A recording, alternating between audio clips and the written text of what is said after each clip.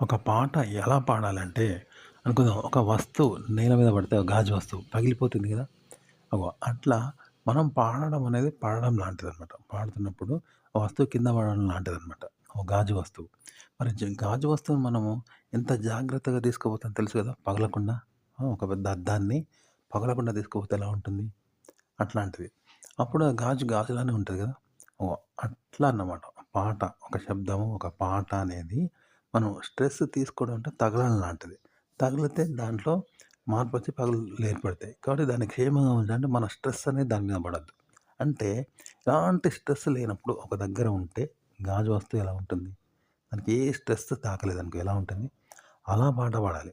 అంతేగాని ఇప్పుడు గాజు వస్తువును బలవంతంగా గట్టి వస్తువుని తీసుకుపోయినట్టు తీసుకుపోతే పగిలిపోతుంది. అందులో గొప్పేమున్నది? ఒక పాట అలా పాడొద్దు. ఇలా పాడితే వేస్ట్. పాట పాడతాం. కానీ అలా నాజూకు రాదు. కాబట్టి సున్నితంగా, నాజూకుగా రావాలంటే ఏం చేయాలి? భద్రంగా గాజు వస్తువుని తీసుకుపోతాం కదా! ఒక గాజు వస్తువును పగలకుండా జంప్ చేస్తూ, దునుకుతూ ఇలా చేస్తే ఎట్లుంటది? కానీ అది ఎక్కడ క్షేమంగా ఉండాలి. పగలొద్దు. పగులు చూపొద్దు. అసలు పగలొద్దు.